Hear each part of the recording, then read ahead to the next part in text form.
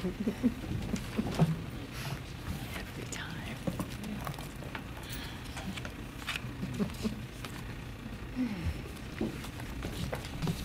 Good evening, ladies and gentlemen. Welcome to the April workshop meeting of the Western Springs Board of Trustees. And thank you for coming out on this beautiful spring into summer night. To honor our nation's heroes, and especially to honor the men and women who serve our community, many of them here in the audience tonight, please rise and join us in reciting the Pledge of Allegiance. I pledge allegiance to the flag of the United States of America and to the republic for which it stands, one nation, under God, indivisible, with liberty and justice for all. Thank you. Clerk Horvath, may we have the roll call? Yes, President. Trustee Allen. Here. Trustee Hansen. Here. Trustee Rudolph. Here. Trustee Sifferman. Here. Trustee Timmick. Here. Trustee Terrell. Here. Thank you. Having read the agenda, does a trustee have any additions or deletions to tonight's agenda? Hearing none, we'll move on to the swearing in of two of our representatives from the fire department. This is quite an honor and doesn't happen that often, so Chief Penny, thank you. Thank you, President Gallagher and Board of Trustees. And you're right, we seem to be filling the room a lot for you recently. Retirees, missing people with a lot of experience, but the nice part is when people move on like that, then we get to entrust that public good to some exceptional people that are going to take their place. We have two of those people to bring before you tonight. So I want to tell you just a little bit about both of them, and then we'll do the swearing in for. So obviously Captain Steve Heinzelman retired, and that opened a spot at the captain's rank and also then at the lieutenant's rank. And we had, luckily, that we had promotional lists that were in place for both of those positions. And both of those promotional lists are the result of assessment centers where the candidates are put through a lot in order to prove that they have the merit to take those positions when they open up. And I speak that for both of the individuals that we're going to recognize tonight. So I'm going to start off with Lieutenant Tomczak. So Firefighter Paula Tomczak was hired on May the 2nd, 2005, and was promoted on April the 1st, 2019 to lieutenant when Captain Heinzelman retired. Captain Jagoda, then, who was a lieutenant previously, hired April 15th, 1997, became lieutenant February 1st in 2011, also was promoted on April 1st. Starting with Paula, and I'm just going to give you some of her certificates, and then we're going to talk a little bit more about the person. So her state certifications include Firefighter 3, Fire Service Vehicle Operator, Hazmat Awareness, Technical Rescue Awareness. She's also a licensed EMTB, and as you know, more than 80% of what we really do is providing EMS. She's our CPR coordinator, so some of you have had direct contact, and members of the village have had direct contact with her coordinating that, and that's a difficult and sometimes thankless job. And she's incredibly involved in public education. I don't think there aren't too many kids in the community, if they're not looking for Firefighter Chuck, they're looking for Firefighter Paul. So Paula has been incredibly involved, and is just one of the faces of our organization. You'll see if there's something for her to jump in, whether it's official or unofficial. She's the first person lending a hand. She's usually the first one to get there and the last one to leave. So to be able to recognize her to be a future leader of the organization is just pretty awesome at this point. Captain Jagoda certificates include Fire Officer 1 and 2, and I will tell you, to get the Fire Officer certification when you're a paid on-call member working a full-time profession is quite an accomplishment. Also Firefighter 3, he's our fire investigator, which a few years ago they changed the criteria to keep your fire investigator with the amount of hours of CE and investigations you actually have to do, and Jim has been able to keep that up, which is truly amazing in and of itself. He's a fire instructor 1 and 2, also a fire service vehicle operator, fire apparatus engineer, hazmat awareness, and technical rescue. He's also an EMT basic, and in addition to all that, he's also an attorney. We have a lot of firehouse attorneys, but this is a real firehouse attorney. And Jimmy has always been one to not only in our community, but also go to other communities to help out. And we're blessed to have a number of our fellow firefighters and chiefs who are here tonight from LaGrange and from Hinsdale who have worked. They have sent their investigators here, and Jimmy has worked with them. So two really, really class people that I want to present to you. So I'm going to ask Lieutenant Tomczak to come up along with her husband, Lieutenant Tomczak. This is where it gets a little tricky. And I would ask the village clerk to come on up and do the oath for Paula, and Bill's going to be the one who's going to pin her badge.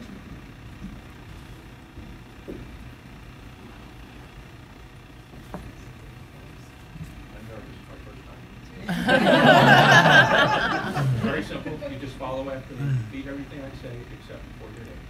Insert that. Begin. I. Your name. I, Paula Tomczak, Having been appointed to the office of Lieutenant of Fire and EMS having been appointed to the office of Lieutenant of the Department of Fire and EMS in the village of Western Springs, in the village of Western Springs, in the county of Cook, in the county of Cook, do solemnly swear do solemnly swear that I will support the Constitution of the United States, I will support the Constitution of the United States, the Constitution of the State of Illinois, the Constitution of the State of Illinois, and the municipal code of the village of Western Springs, and the municipal code of the village of Western Springs, and that I will faithfully discharge the duties of the office of Lieutenant of Fire and EMS according to the best of my ability. and I will faithfully discharge the duties of Lieutenant of Fire and EMS According to the best. according to the best of my ability. I should have wrote that. Sorry. Congratulations. Thank you.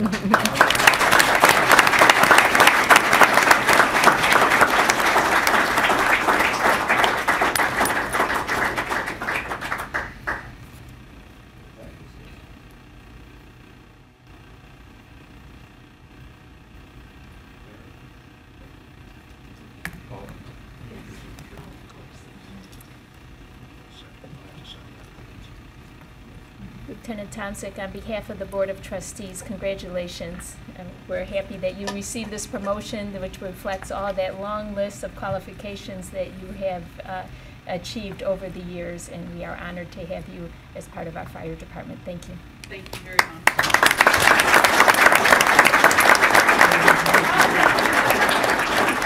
So don't sit down without introducing your family. I for forgot. crying out She loud. told Don't do us that. I take good message from her. I'd like to introduce my family that's here tonight. As most of you know, my husband, my mother-in-law, and then my sister-in-law, my parents, who happen to both also be retired firefighters, and my brother-in-law. So, thank you very much.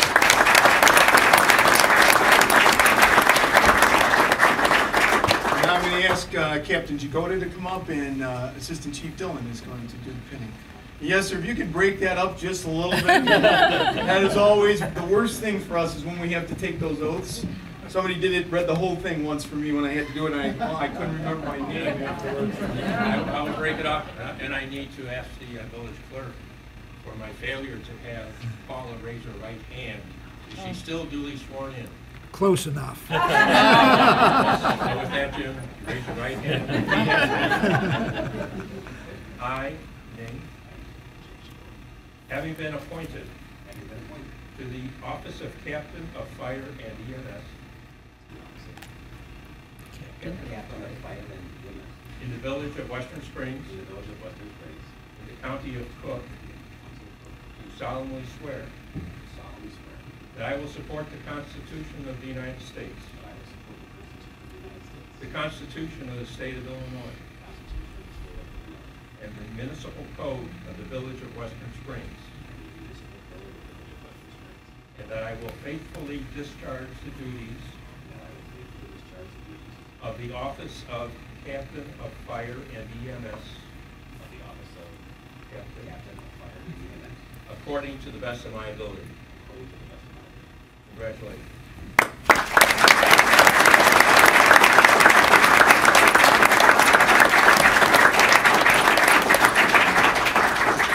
Captain Jagoda, on behalf of the Board of Trustees, congratulations. We're very honored to have you join the ranks of the captains in the fire department, and wish you many years of success and health and happiness in that role. Thank you.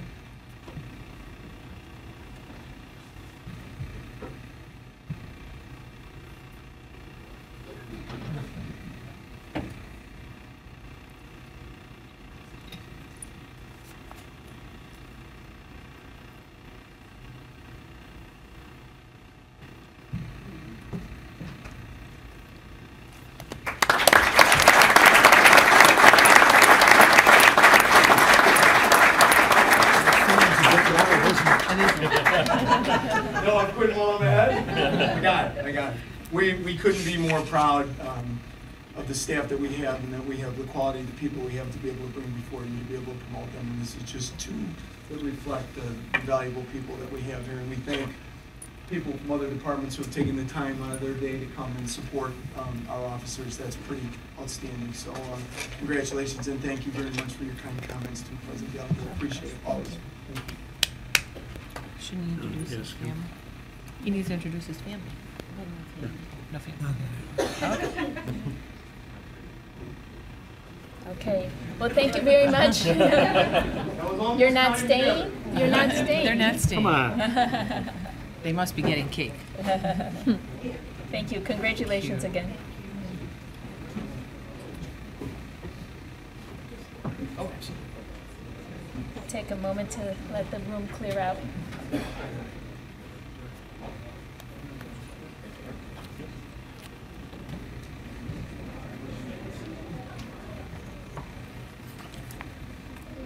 Thank you.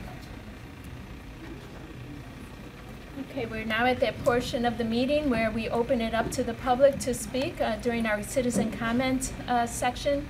However, I ask that any comments relating to garbage and the new hauler proposals wait until after the General Government Committee has given their report and the board has had a chance to discuss it.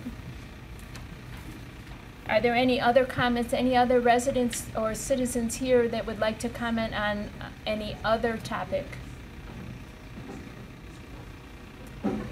Hearing none, we'll move on to the consideration of our agenda items. We have moved up general government first so that we can discuss the garbage proposals. Thank you. Trustee Tunick, thank you. Thank you, President Gallagher. A few items to cover this evening. The first one on the agenda is the St. John of the Cross Family Fest and the request for a Class I liquor and raffle license.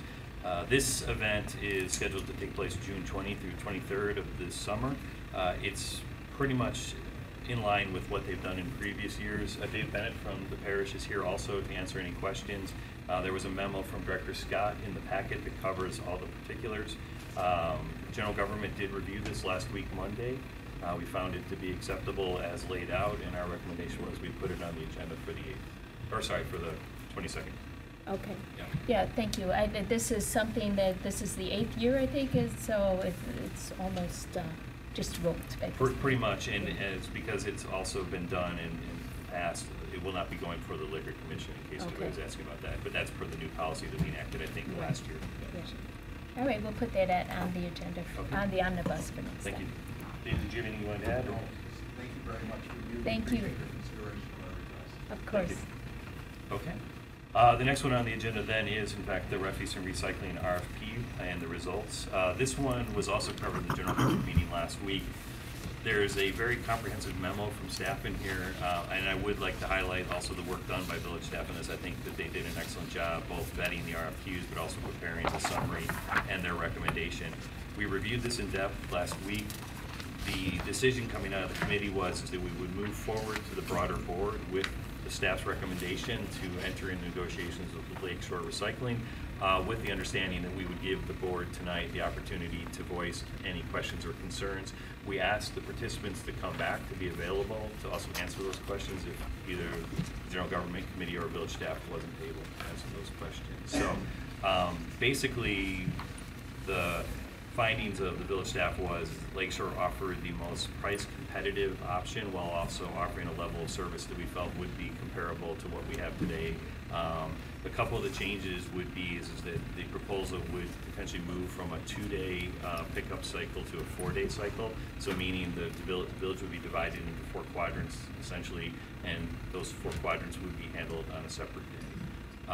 Other than that, there were some assumptions made within the findings and the analysis by village staff in terms of how the service would be offered based on backdoor service versus curb and some particulars like that.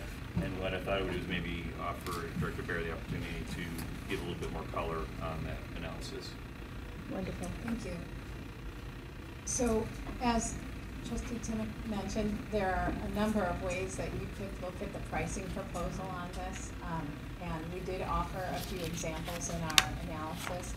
I think one of the most important things that we looked at, though, beyond the pricing, was the ability to serve the community with the high-quality service that this community has expected and has received over the last several years. So we do feel confident that we can move forward with continuing to negotiate, but there are some policy decisions that this board does need to address, as Trustee Tinnick mentioned, and those items were outlined on page 3 of the memo that we provided.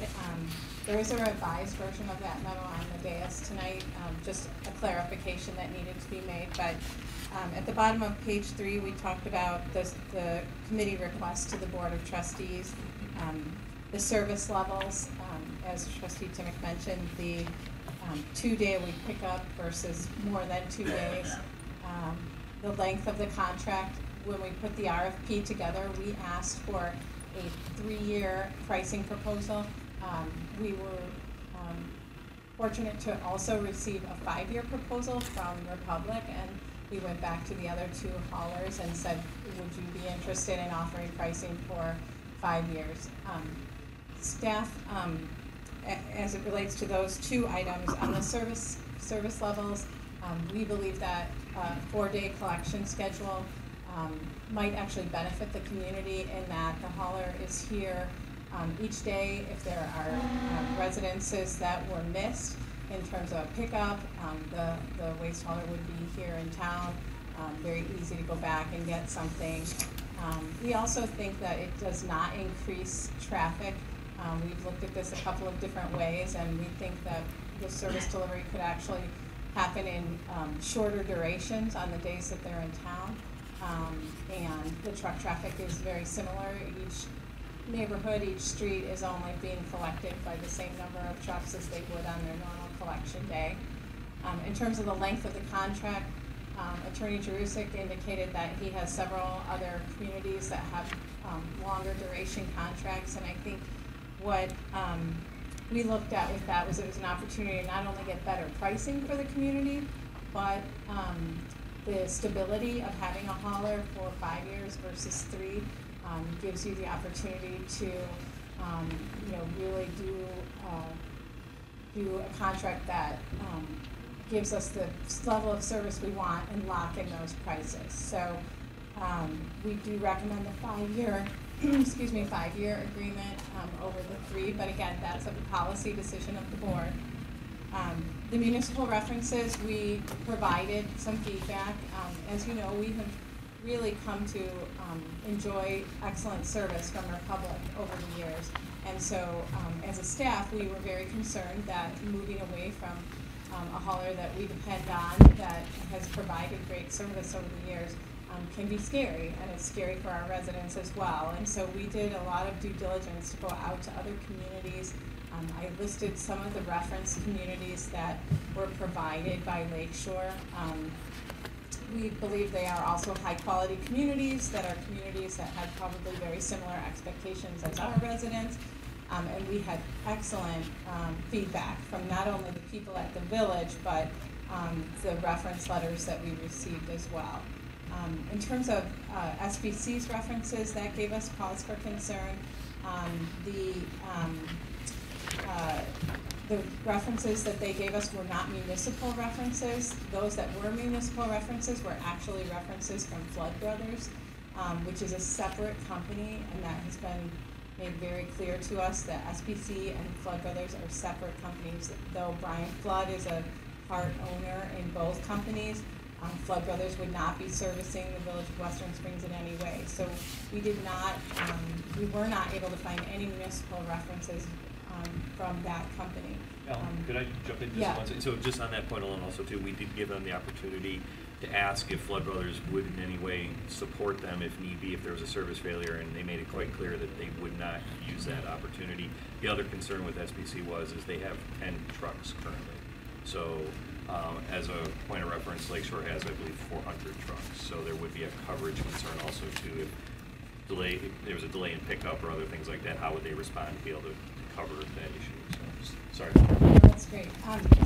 The cost to residents is the last thing that we put on this list, and obviously that's of great concern to our residents in terms of cost. It seems like everything is always going up, and so the opportunity to save some money for our residents came through with this RFP, and we think that we can do that and still maintain that very high quality service by continuing to negotiate with Lakeshore if that's the board's desire. We think that right now we have about 50% of our residents using curbside collection and 50% using backdoor. The average resident, we believe, will choose that 65-gallon container for the garbage and the recycling. We know there will be some that choose a smaller container and some that choose a larger container. But for the purposes of our analyses and to kind of boil it down to something digestible to the board, we did some examples in your packet that used those assumptions, the 50-50 split, curbside to backdoor, and the 65-gallon containers. We did run the numbers a lot of different ways in our spreadsheet to see if there were any anomalies where maybe there was a big spike in cost if somebody had a 96-gallon or if somebody chose a 35-gallon where there would be a big change. And what we found was with each of the scenarios, Lakeshore's pricing was the most competitive, was the lowest.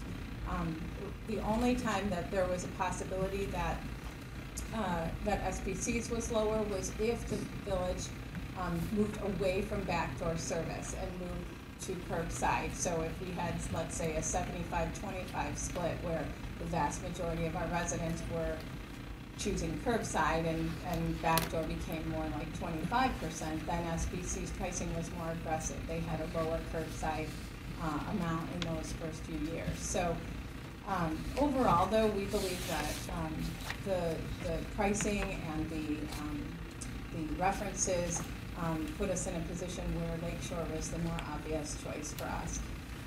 Those are our recommendations as a staff, but obviously the board has to be comfortable with the service levels and the references and the pricing at the end of the day. And so that's why we brought it the way we did, to give you as much background and history as possible. I know you received quite a bit of information and it's a short time to digest, but we'd be happy to answer any questions you have. Ellen, I just wanted to spread a record that one issue that I had, as I mentioned to you, was the recycling. I didn't want to sign up with Lakeshore and then find out 2 or 3 years ago that 2 or 3 years from now that they're not recycling, they're just using landfill because of market concerns. But I think you answered it for me. Maybe you can mention it, how that's not going to happen because of their recycling on staff. Right. On site. So Lakeshore actually has, they own and operate their own recycling facilities. As you know, some of the waste haulers actually own their own dump sites and things like that. But Lakeshore is a little bit unique in that they kind of grew out of recycling as their business model. So we believe that they not only have a strong sense of the value of recycling, but they're doing some very innovative things that you may have seen in the proposal that they offered. You know, to address the comment of what happens if we find out in a couple of years that maybe they weren't recycling our items, I don't think any waste hauler would, a reputable waste hauler would do that, because at the end of the day, it's their reputation. And so, you know, we'll be getting ready to renew our contract, but so will all of our neighbors. And so, you know, their reputation is at stake. If they want to see a contract renewed, if they want to see not only our contract renewed, but other contracts, they need to abide by those terms. And so that should give you a little bit of assurance that this hauler is not only capable, but has their eye on some really unique things with recycling as well. Yeah, I was especially impressed with their new facility that they have to take like compostable materials and actually break them down. I think that's cutting edge, in my opinion, you know, and would greatly reduce methane gas, is it? Yeah, in the atmosphere. Okay. So as long as we're talking recycling, also too, another critical thing to point out is that both SPC and Lakeshore had the recycling program as part of their overall cost model, whereas Republic basically wanted to have an adder with the opportunity to increase that over time if in fact the cost to handle the recycling did get more expensive for them, and that was not included in Lake Shores or SBCs. It was fixed embedded cost. And along those same lines, on the pricing side too, relative to the senior discount that we offer our residents, both SBC and Lakeshore again offered a discount. It varied a little bit by percentage, but it also was built into the pricing. Whereas with Republic, if we were going to continue with the senior discount, it would come at the burden of the cost of the rest of the residents. It would have to be basically absorbed there, so there would be an increase. So, thank you. I thought you guys did a really nice job. It was really very, very thorough. Just two quick questions. On the fixed pricing, the lock-in for 5 years, there also would not be an escalator for motor fuel costs? No, the cost is the cost, yeah. The cost is the cost. Yeah. And then would it change the leaf and I think the answer is no, but the leaf pickup and the May spring cleanup, that would still be the $5 every other month charge on our water bills? We do have that charge on the water bills, and we did do an analysis that we brought to general government a few months ago to try to really get a handle on the village's expenses for the leaf pickup.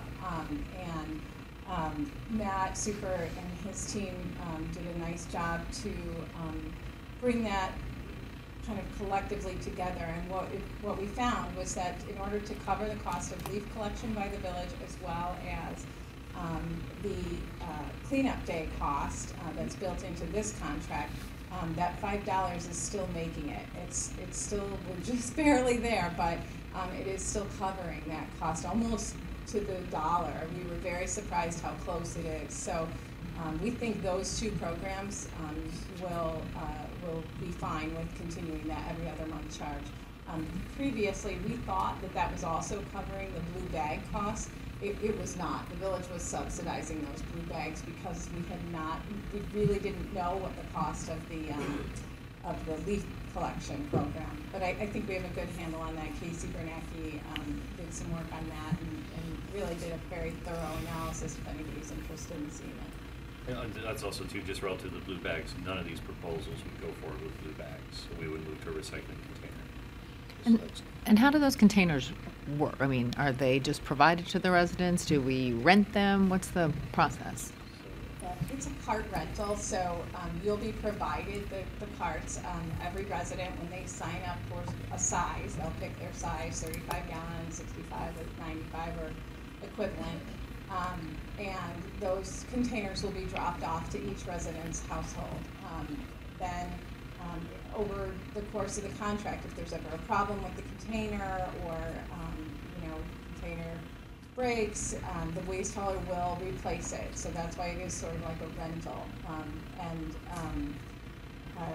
The size can change throughout the contract. So if you start out and you have a 65 gallon and realize, you know what, I really need a 96, you can make a change. If you realize you need something smaller, you can also make a change. You're not locked in for the term of the agreement as a resident. The residents aren't going to get hit with a one-time charge. No, it's built into that 5 monthly years. rate.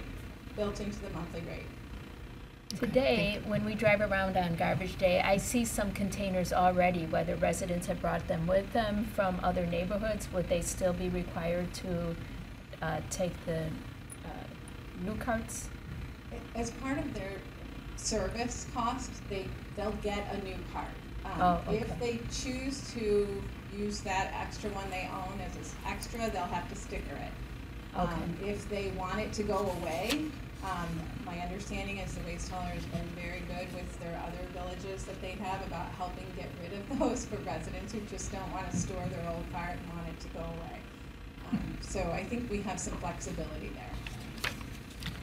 Yeah, I have a question, Director Bear. The 10% senior discount apply across all size containers? That is my understanding, yes. So basically, you would have two containers, one for your trash and one for your recycling. That's right. Correct? And if a resident wanted a third one for yard waste, that's also an option. Otherwise, you would take a sticker. You Right, would yeah. purchase a sticker. Yeah. Just as we do currently. Mm-hmm. And did you want to mention electronic pickup too? So yeah, and that will also then be a feature that we offered is instead of trying to find a location where to take your old electronics, there'll be an electronic pickup day also. It won't be part of your regular pickup, it won't be part of spring cleanup, but it would be an electronics day, basically. Oh, just like one day a year? No, anytime with a sticker. Oh, I'm sorry, I Oh. did miss it, Yeah. okay. Okay. Yep, My it's bad. curbside, but you would have to put use those stickers Oh. on that, so. if So like it's a even television- televisions and things like that? Right, but so we have a listing of the types of electronics, and for example, if you had a bunch of cords and things like that, you could put them all in one bag and put a sticker on that. A television has a certain number of stickers you have to put on that. But it's curbside, so you don't have to haul it to Okay. Best Buy or somewhere else to try to get rid of it there, or a collection event. And you can also do that for bulk items, right? Correct, so bulk items are the same, right? And you put your stickers on that. For bulk items, I believe they ask that you give a phone call if it's something too large to go with a single person to lift. But, yes, as long as it's prearranged, it's again, you put the stickers on it and it'll go away. So the bulk items though would not include, like, let's say a person was remodeling a bathroom, and I just speak from personal experience because this happened at my block, that someone put a commode outside on Sunday night, and it was still there like Wednesday because the garbage people did not take it on Tuesday. So if someone's remodeling their home, they wouldn't be able to put out like those type of things, would they? They would. Construction debris is typically handled differently. I'm Okay. gonna let Bill Kenny, he's here from Lakeshore, and maybe he could address that in terms of how they would handle construction debris. Good evening, everybody. Thank you. My name is Bill Kenny. I'm the music manager for Lakeshore Recycling Systems. It's a pleasure to be here tonight. I appreciate the opportunity to talk to you, answer any questions that you might have, whether it's bulk items or anything else discussed. Also here with me is Josh Connell, who is one of the managing partners of my company, so we can answer any sort of granular questions you have or just general questions. Will you pick up a toilet? That's what I want to know. Are you going to pick up a toilet? Yeah, I know, I'm a little bit verbose, but yes, we would take a toilet with when it gets into C and D, then it's a little bit different. We sort of sometimes have to go case by case by that, depending on what it is. But bulk C&D items is get. construction and Debris. debris. Yes, pardon me, C and D is construction debris. So no drywall, no lumber, no. Right, yeah. I mean, there's always gonna be incidental amounts of some of that stuff, and we're not going to, if we see a cutoff in somebody's garbage can, we're not going to take that unless it's something that's not allowed in landfills. But if it's a bulk amount, if somebody's doing a clean out of a garage or rebuilding something, we've been in communities where people put 150 feet worth of fence at the parkway, and they want us to take it. So there's obviously, there's certain stipulations to it. Bulk items are typically, could be a couch, could be a love seat, a chair, could be a coffee table, a nightstand. There are certain parameters we have for that, 50 pounds. If it's beyond 50 pounds, we might, like Ellen said, we might ask that the residents just call and give us a heads up so we can schedule that, and we're incredibly dialed in on the safety of our drivers. So these guys do a lot of houses each day. We don't want them hurting themselves. Mr. Kenny, can you talk a little bit about the 4-day structure that you proposed that was the least expensive, so most appealing, but yeah. Sure. So on a 4-day schedule, we anticipate that's probably the most efficient way to service 4,500 homes. We would divide the community up into quadrants, and so we would essentially have sort of even amount of homes being serviced each day. As far as wear and tear on the street, as far as sort of concentration and amounts of trucks, we believe you wouldn't see any sort of difference there. You might see fewer trucks because we would be servicing the community with fewer trucks. We would have probably less wear and tear. We would have fewer hours of us coming in here to service it that way. So residents essentially would not see any sort of discernible difference in their service. We don't anticipate, we would use Wolf Road, we would use 55th and Ogden as our thoroughfares, main thoroughfares, and then we would sort of go arterial from there. So if you're coming to service the southern portion of the village, you would come in through a southern arterial, like 55th. or Right, Plainfield. so we would be coming off 50 up to Stevenson, we would come off the Grange Road, and then we would typically take 55th down. That's what we anticipate doing if we're lucky enough to get to haul from this community. Mr. Kenny, I don't know if you'd be able to answer this, or maybe it'd be you, Ellen. when can the residents, assuming that you're lucky enough to get the award, when can the residents start beginning to see the transition as far as setting it up? So our current agreement with Republic goes through the end of this calendar year. We anticipate that the last collection, December 31st, is actually a Tuesday. So it would be a midweek transition that we would have to make unless we could arrange something where, one hauler steps out a day early and the other picks up a day early. But at this point, we're assuming what we would do is before the holiday, before the December holidays, we would try to roll out the delivery of the carts. I don't think we want to try to do that during December. No, it's to the village's credit that this process has started this early. It gives us plenty of time. It gives you ample time to obviously make a very important decision. But again, should we be lucky enough to get this contract, it'll be a multi-pronged approach with not just the village and staff, public works to the extent that they need to be involved. We will have several mailers that go out to every citizen in the community so they are alert of how the transition will take place. Transitions are obviously probably the most crucial part of this. We've done more new transitions than any other hall in the last 5 years. You don't anticipate a problem with 9,000 carts being delivered sometime in December? No, sir, not at all. We've done this before. We rolled out Highland Park, which is going to be 200 homes in December. We've done commercial and residential contracts, even bigger than this in December. It's never seamless, of course it's not, but all things considered, we do it pretty well.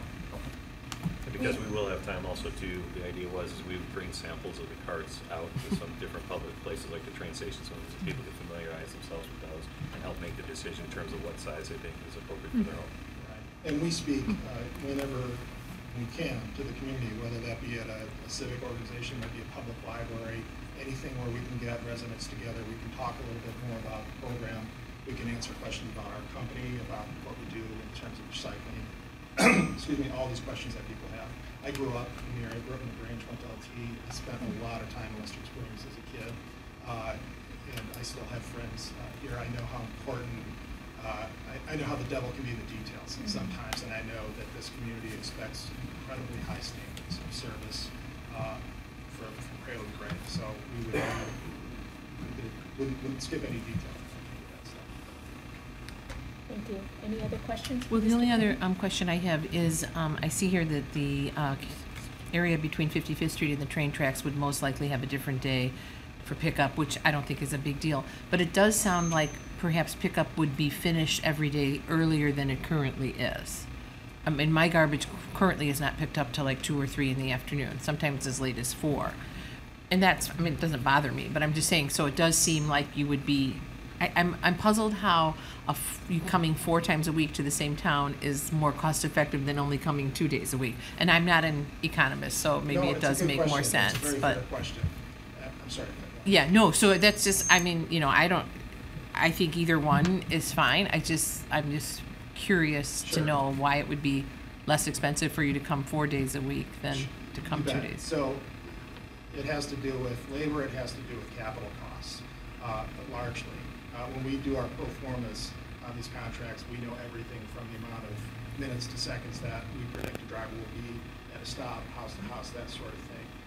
If we can spread a community out over 3 or 4 days, that allows us not to have downtime where we don't know what to do with these trucks, these drivers. We'll be bringing brand new trucks in and new drivers in, and they have to have something to do on those other 3 days if it's a 2-day schedule. So I don't know, Josh, if you want to add to that, but I guess I'll introduce myself, Josh Cowell, managing partner. But economically, it definitely makes sense for us to spread it out because we can be more efficient, especially when we have 4,500 homes, because we anticipate our average driver, especially with automation, which is the key when you're going to an all-cart system, that's where the time is saved from the current system. Because right now you probably have about 8 to 10 trucks, depending on the yard waste season or not, that are in your town 2 days a week. So that's 20 trucks. Whereas we're going to get it done with 3, maybe 4 trucks. But that 4th truck might only be 3 hours a day helping, depending on the volume in the community. But the automation will help us. There is more capital with the carts, and more capital with the automated trucks, but we pick it up on time savings and labor. And spreading that cost over time, yeah, do we feel confident we'll pick up another community that'll be 2 or 3 days a week? Absolutely. And that's why we did propose a 2-day program, but our more competitive price was the 4-day, because we felt that Western Springs could stand on its own with the number of homes that we had, where we could be extremely efficient in 4 days. So would those 4 days, would we have morning service, or would it would possibly be starting like at 1 in the afternoon or something? No, it'd be morning. Our It'd be drivers morning. would be out here at 7 a.m.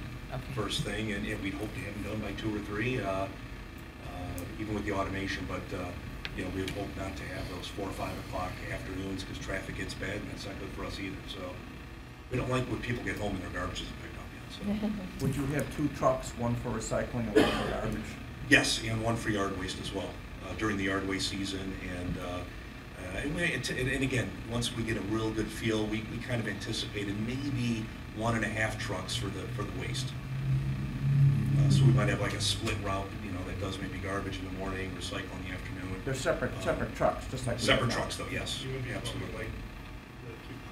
But we pro forma this to be conservative, because we don't want to be wrong. So, and with our experience, we won't be. So we err on the side of caution when it comes to pro forming, you know, the equipment we need. One other thing, just on the automation topic too, earlier on there was some conversation around having the 35, 65, and 95 gallon containers, just for people, what's easier for them to maneuver or what they needed based on how much waste they actually create. And there was concern about the trucks being able to handle it, but that was cleared up. They can handle all 3 without any issue. So that will give us the flexibility for seniors that maybe don't have as much recycling or different things like that. So we will be able to offer all 3, just to be clear on that.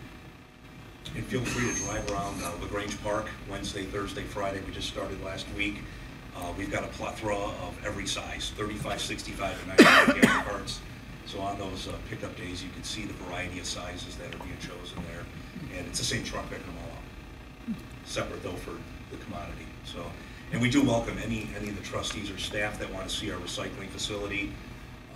It's a 3-year-old facility. We made a major investment last year with some of the changes with China and some of the foreign markets. With more automation, we've got the first robotics. So we've got a robot in there picking out different recyclables. We've got 2 more robotics going in this summer, so we're making another $2 million investment, which really doesn't change the commodities we're picking up, but it decreases our cost of labor to separate those commodities. And that's how we're staying ahead of some of the changes in price. Do we like where the pricing is for commodities? We don't. But we're never going to landfill them. It's still, you know, that's what I was economically incentivizing us to find a home for it versus landfilling it by far. So. You're not going to be putting recyclables in landfill if the market goes through the roof. No, and believe me, I'm extremely educated in the facilities. We've toured many facilities over the years throughout the country, from the West Coast to the East Coast, and the big issue, and I read a lot about, you know, items being landfilled, and a lot of it is mixed paper. There is definitely a problem that we have with mixed paper. A lot of our mixed paper went to China, but a lot of it wasn't clean. It was garbage and contaminated mixed paper. We put in a new optic sorter to separate our mixed paper even better.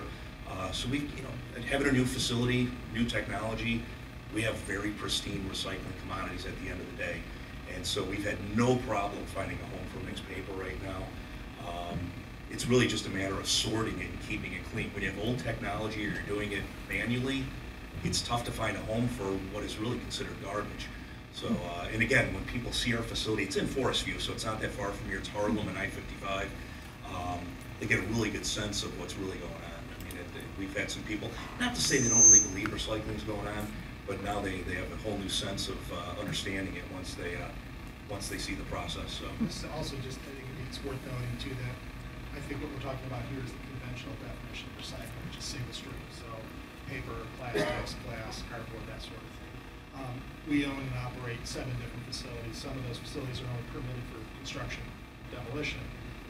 One of the things that we're doing to just sort of think differently is we're taking clean wood that comes through our plant. It could be, often it's pallets, for example.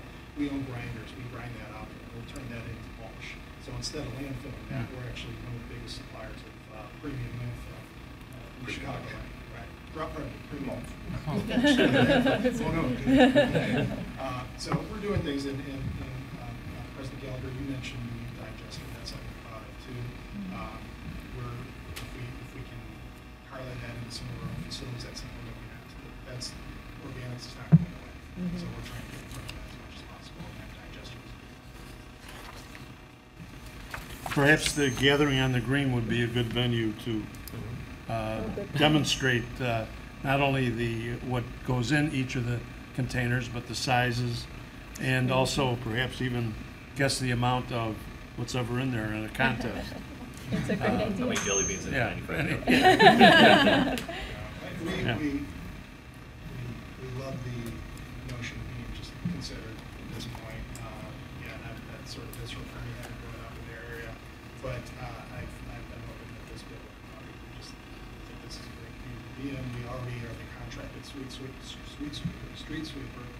So we do have some familiarity with it. I don't want to be too effusive, I wouldn't just seem a little fake, but we're excited about the opportunity. This is probably a little far afield from the RFP, but do you have any kind of customer education as to recyclables and what is allowed and what isn't, and what would that program be? Yeah, well, one of the things that we do, and many haulers are following suit, is we put an in-mold label right on the lid that tells you all the do's and don'ts. I was fortunate enough to be on the Illinois Recycling Task Force that was created a little over a year ago, and it was kind of brought on by some of the issues that we're having with recyclables. And this is, governments are part of this group, all the waste haulers are part of it, and we're trying to come up with one message. So our do's and don'ts list all look the same. So we actually have a flyer that has been created that the whole state of Illinois is going to utilize. The only difference, at least for our customers, we have some items that we do accept from a recycling standpoint that others don't. Usually it comes in the form of some of the containers, like aseptic containers, like you might find rice milk in certain milk products that are on the shelf, not in a refrigerated area, but those containers we accept. So it's not perfect, but we're going to have a few extra items on that list, but it's going to look the same. We've also done presentations for green committees. We've actually found some green committees that are in some of the communities we service. I feel like we've got like a library tour. I was asked to speak at a block party when we did Wheaton. I did it. It was during the holidays, it worked out well, but no, so if we're ever, if there's an opportunity to speak in front of a group of residents, we do that quite often.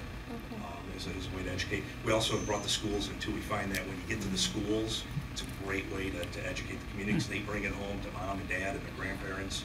And so we've done some nice things for curriculum for younger students all the way up through high school. High school kids we've had to our facility. So that's some of the things that we'll do on an ongoing basis with all the communities that we work with. Thank you. Thank you. My pleasure. Thank you so much. Is there anything else? Not at the moment. But Okay, yeah. thank you. So just in terms of direction, to circle back to those items that were of, I'll say, potential concern, is there anything here that anybody saw or heard that would preclude us from moving forward with the General Government Committee and the staff's recommendation? Okay. So, would you want that on the omnibus in 2 weeks? I believe that would be the appropriate way to go, unless strangers. Anything else you think we need to do here, or? No, I'll get the contract put together. Their legal will look at it, and then we'll have something ready to go for omnibus in 2 weeks. Excellent. Thank you. Good. And just in closing on this again, I'd like to thank Ellen, Elaine, Yes. and Daisy for the fantastic work they did. I mean, to get this done in the time it took was great, so thank you. Yes, thank you. The entire board thanks you for all your work. Thank you. Great. Okay. May I ask a question? You're talking about the contract, doesn't that have to be previewed before the board can act on it on an omnibus? Yeah, it'll be in the packet, and it can be pulled as an action item if, if there's any questions. Or we can vote on it as a separate, new business item at the meeting. The contract was actually part of the RFP. So, those of you that saw the RFP, that draft contract won't change all that much. Just we'll have some blanks filled in terms of pricing. But certainly, we can just put it on as a new business item. That way it can be discussed. I'll have a short memo summarizing, the terms and provisions, the more important ones. And we can discuss it before the board takes a final action on it. But good point by the clerk.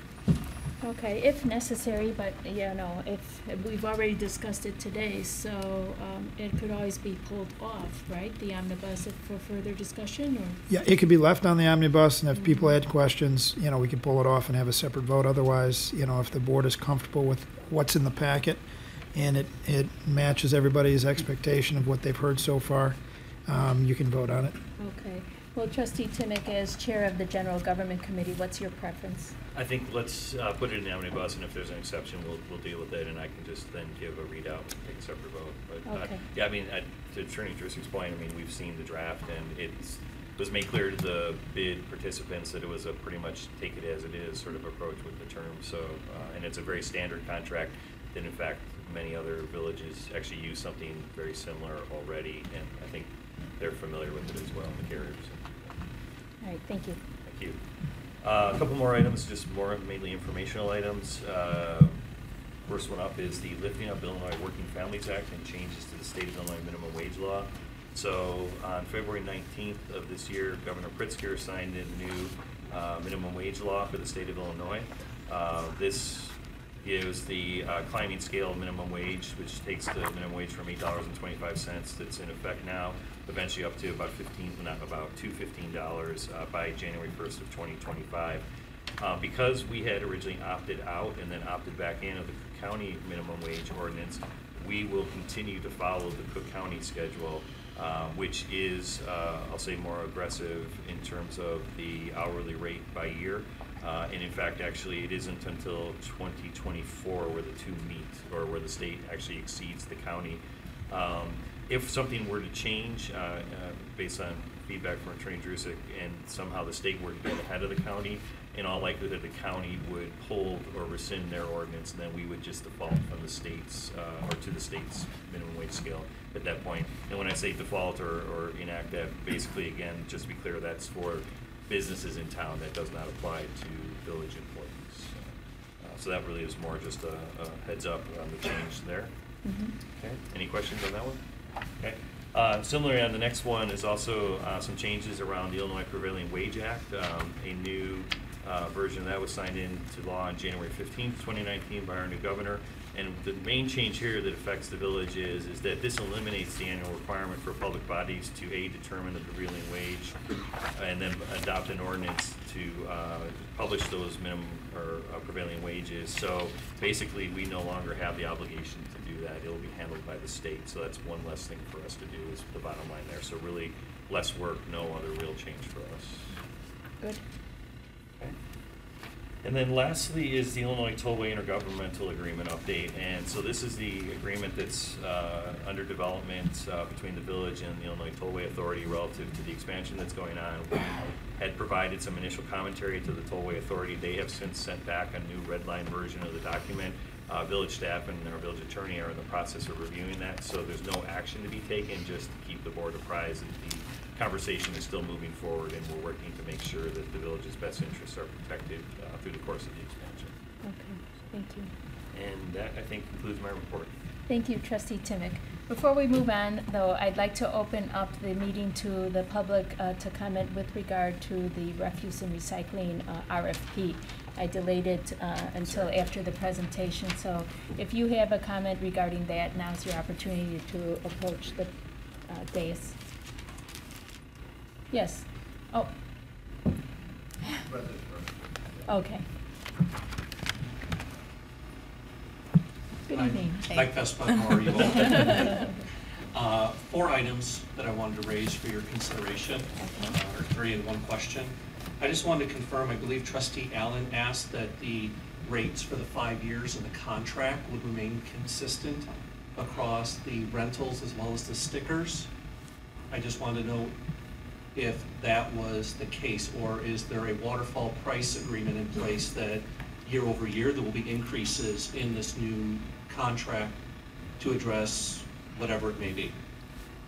There are, go ahead. Oh, no, I Trustee was actually going to ask straight from Yeah, there are increases. What I believe Trustee Allen asked was if the increases that were in the packet that he had before him were the set increases. Okay. Yes, that there are increases, and it does vary based on the size of the container that you rent. Okay. The second one is similar to the water rates. I believe the board and the committees put in Tower Topics a comparison across villages of what those rates were to show where Western Springs is. As discussed tonight, sounds like there was a lot of inter-community and nearby town conversations and research that was done as a part of this RFP. Can a similar article be published in some forum, whether it be Tower Topics, a mailer that would outline and show how our services compare to other surrounding villages from a cost perspective? Again, for your consideration. Right.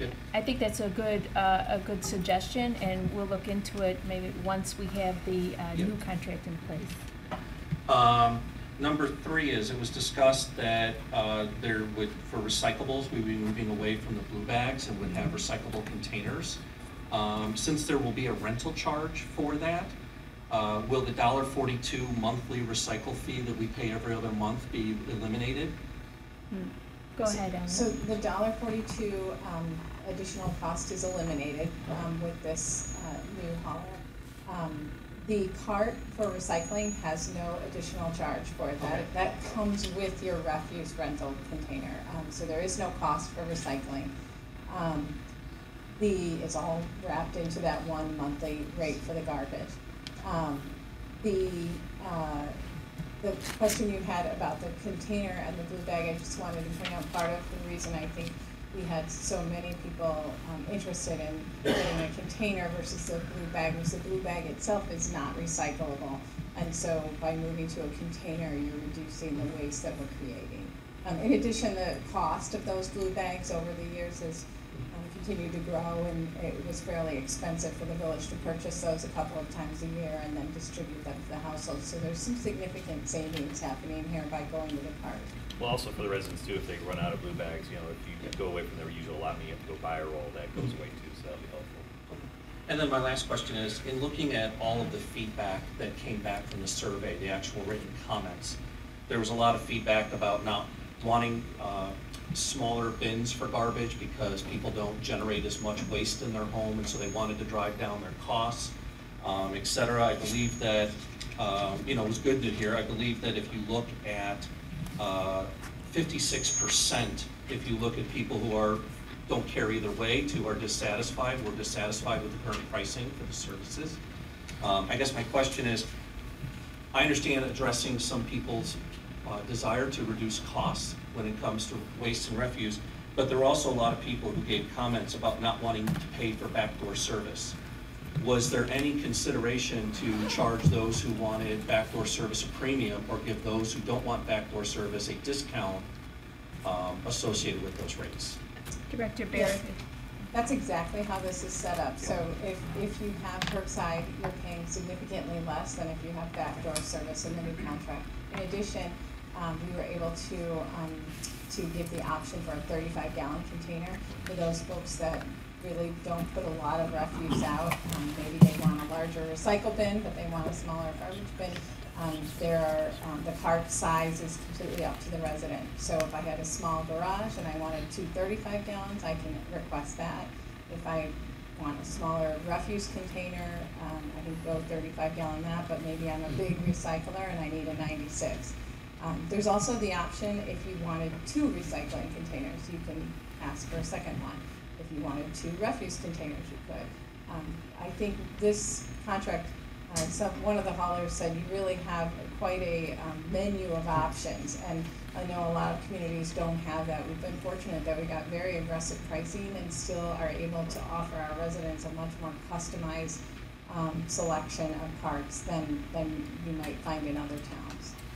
But to your point about the curbside versus backdoor, I mean, it goes to the comments from the gentleman from Lakeshore about, they want to automate this as much as possible so the drivers have to get out of the truck, go grab that. So that's when it is comfortable. Okay.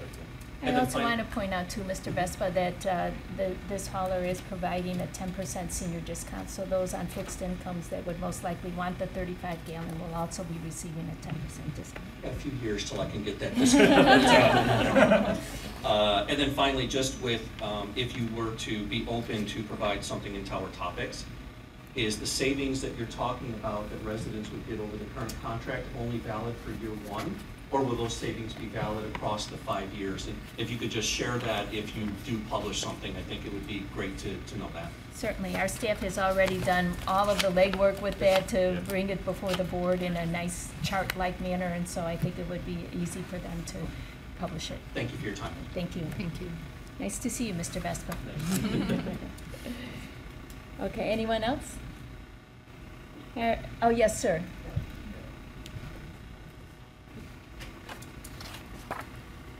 Thank you. My name is John Clifford. I'm sales manager for public service. And I'd like to first thank the village for the privilege of being able to service you over the number of years and providing the service. Well, thank you. We've been very happy with your service. Yeah, well, that's good. And I also provided everybody a packet, so justification of what we think are important components of the overall program.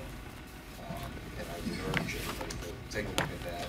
I know that you're moving forward in a direction, but this may give you a little opportunity to take a pause and ask us a little bit more detail on each one of the issues that we present. And we try to do it in a 4.4. Okay. Make it simple. If there's any questions, please feel free to give us. Thank you. Thank you. Thank you for your time. Any other questions? That's it. Thank you. Thank you. Anyone else? Okay, then we'll move on to our next committee report, Public Works and Water. Trustee Allen. Thank you, President Gallagher. A number of items to go over. First is the capital summary report. Just cover a few highlights. Ridgewood Oaks Detention Basin.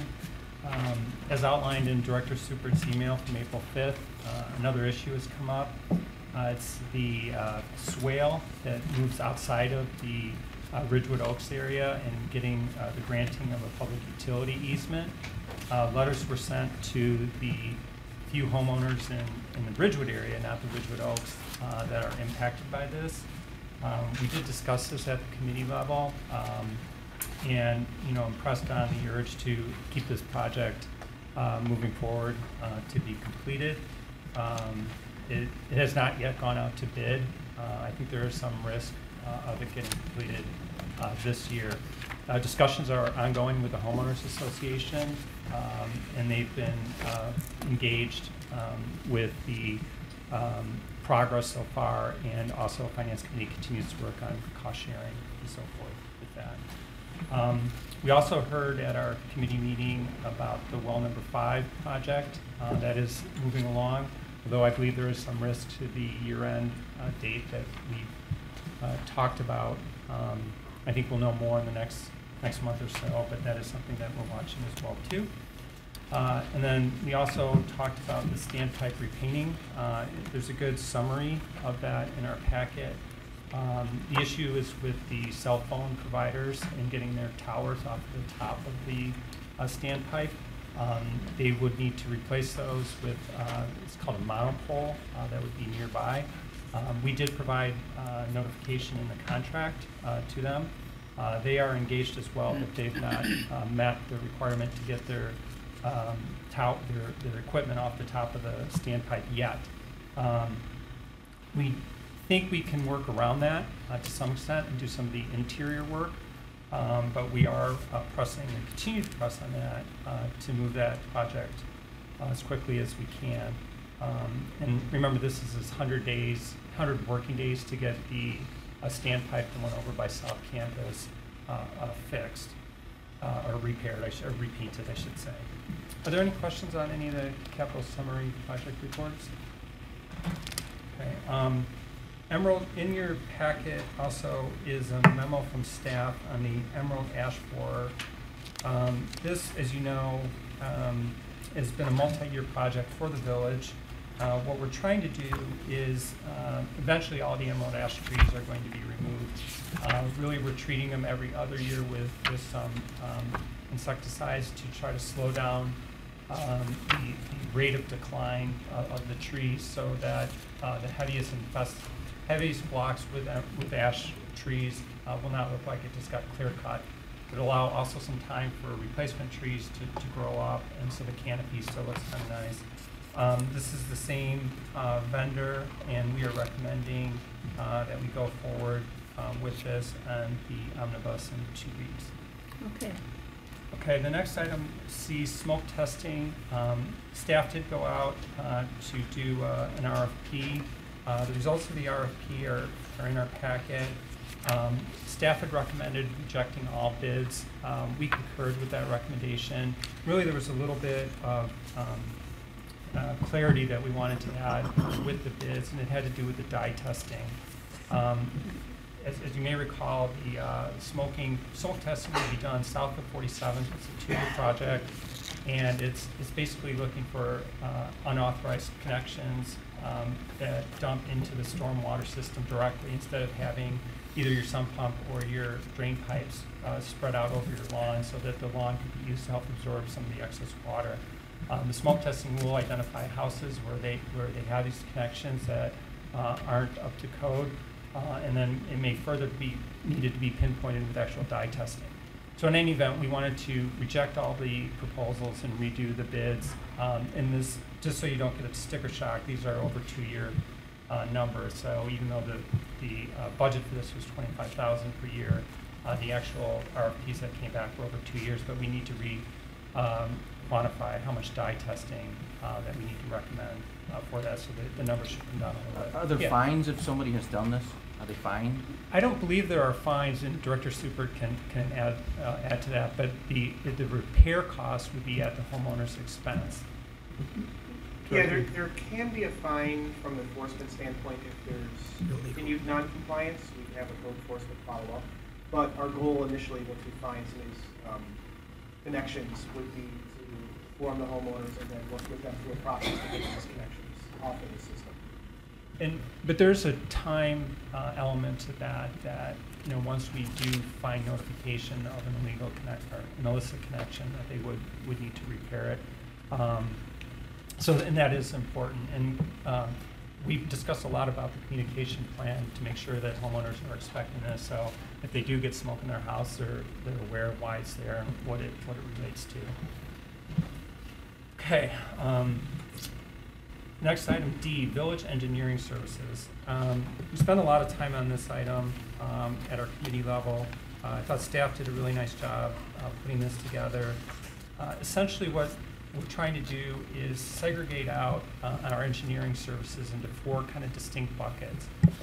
J.J. Bennis, as a firm, has been with the village for over 20 years now and has been the village engineer, but then also does bid on or is awarded different contracts for certain projects. So what we're trying to do is segregate out into 4 distinct buckets, sort of services that are really kind of ongoing, and I'm going to call them, and I don't mean to say this, Jeff, but more routine in nature would be covered by the village engineering contract. A separate one would be for project engineering, like road referendums and things like that. The third one would be for specialized project engineering, like waterworks type stuff, where it's really a unique type of service that maybe only a very, very limited number of engineering firms could handle. And the fourth is kind of internal staff, what internal staff could do from an engineering perspective. And I should have backed up a little bit and predicated. Engineering services and legal services by state statute are awarded a little bit uniquely. They're not bid on a pure price basis. Instead, you go and find qualified engineers, and you sort of have a pool of engineers that you can work with, or a pool of attorneys you can work with, and then you can pick the one, then you can negotiate on price with them. I don't think initially this is going to result in any dramatic type of cost savings, at least in the beginning. However, over time, as we can kind of segregate these types of services, I think it will position us well that we can. It might also save some time on the bidding process, because we would have, again, this pool of sort of qualified engineers that we would know that we could go to. The way I was thinking about it is, think of if you have at your company an in-house counsel, you also have an outside law firm that might have a partner and might have a paralegal, and you're just trying to figure out which type of law services in that example would be best handled by which one of those different groups. So you're sort of minimizing your legal spend, or in this example, engineering spend. Some more work to be done on this. Staff did recommend that we continue with J.J. Bennis for the village engineering portion. They would be allowed to bid on the types of things like the project engineering. A good example of this was when we just recently switched from doing in-house to outside for the inspection engineering for the roadway. That was something that was approved by a consensus of the board a few months ago. That was done with an outside firm and having to be J.J. Bennis. Are there any questions on that? There's more to come, but that's just a heads up. Yeah, I just had one question. In the summary, it mentioned, it said that the staff is recommending that the existing relationship with Bennis Associates be solidified with an engineering agreement. Mm-hmm. So does an agreement not exist in it today, or is it just need to be updated, renewed, or what's the thought behind that? So in my understanding, there's not a current agreement, and we wanted to kind of delineate these type of services and put it in. I think, but I'll let Director Super clarify, or Village Engineer Bennis, or Village Manager help me. But one thing with that, though, it is important to note that we did talk about this like 3 to 5 year cycle, that you would kind of refresh it. But anyway, Ingrid, did you want to? We have a letter of understanding with regard to the rates and so forth, but we have been with Bennis since 1980s or so, or even before that. So that's why that relationship continued. We really never had a set agreement or so, and now a lot of villages are moving towards that. So that's what we're. Okay, so it'll be a formal agreement as opposed to the LOU. Okay. Correct. Yeah. Thank you. Trustee Allen, I have a question. Sure. You mentioned that these would be divided into 2 RFQs, but there are 4 areas. Yes. I'm having a hard time understanding how 2 gets into 4. Sure. Well, the bottom 2 is a good question. So the village engineering and the project engineering were the 2 that we spent the most amount of time on. Village engineering obviously would be J.J. Bennis and the solidified agreement that Trustee Timick just talked about. The project engineering was the main one, but the 2 that we didn't reference, which you're asking about, is the specialized engineering, which I think that's going to be a little bit more unique of an animal. And this came up with number 5, where there's just not a lot of qualified firms that understand our water treatment, reverse osmosis, something like that. And then the 4th one is the internal staff doing it. So that would be in-house. We're looking into a staffing study to see whether or not it would be worth it to hire from outside and have an employee or so, or whatever alternatives we would have. With regard to the specialized engineering, that's, for instance, Baxter and Woodman. They handle the water, HR Green, and so forth. They're very specialized firms. But that wouldn't need to be part of an RFQ. That is not the specialized, no. Or the staff. Okay. And yes, we would do that. The engineering staffing study.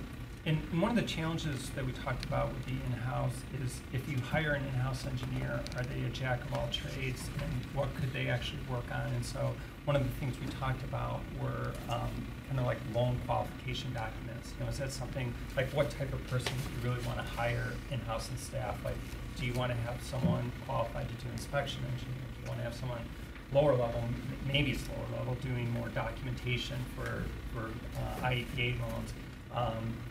So you not only do we have enough work to support an in-house, but finding the right person where they are actually become a doer of some of the work is going to be a challenge. So I applaud staff for bringing this up and looking into it. I think hopefully that this will down the road result in maybe a better utilization of our engineering costs, because it is one of our more significant line items on our budget.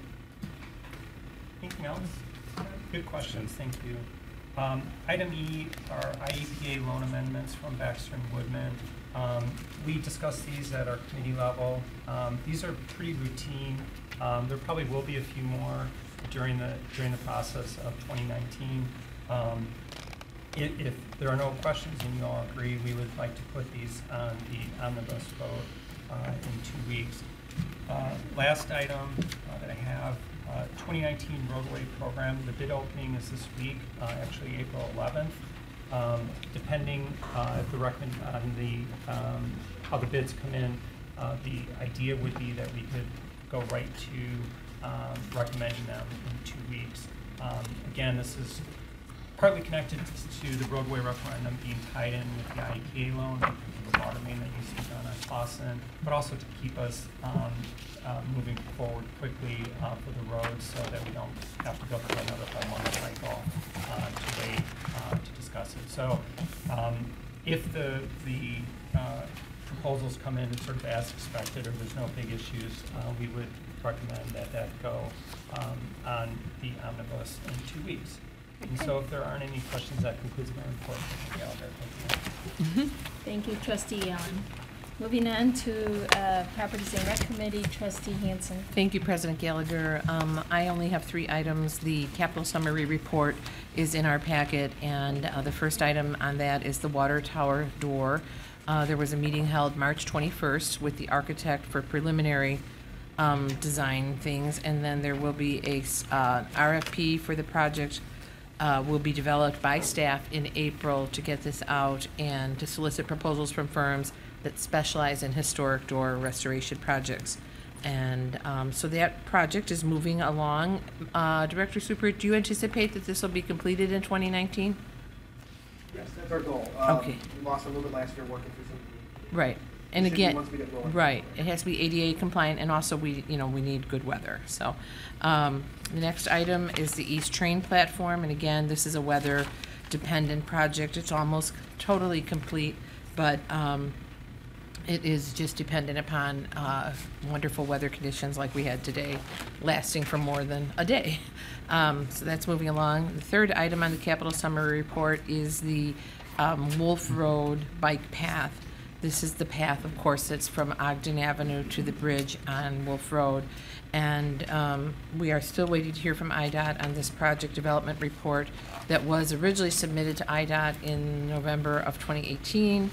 Unfortunately, IDOT misplaced it, so it was resubmitted in early 2019, and they have not yet provided any feedback on the PDR, the project development report. So we're just waiting for IDOT. This project will likely not be completed in 2019. So we actually just received the comments from IDOT back today. Oh, okay. Oh, so maybe in 2019. You never know. We'll be reviewing the comments here this coming week. Okay. Oh, well, that's good news. Okay, thank you. And the next item on the agenda is the Flag Creek Greenway. As you will recall, at the meeting, the first meeting in March, the Properties and Recreation Committee was tasked with to consider whether or not the village should conduct a feasibility study concerning the construction of a greenway along Flag Creek at a cost of approximately $50,000 to the village. On April 1st, the Properties and Recreation Committee met, and several residents attended that meeting. They expressed their viewpoints on this proposed project, and I'm not even sure how many members were at how many residents were at that particular meeting, but there was one resident who spoke in favor of constructing this, or going forward with the feasibility study.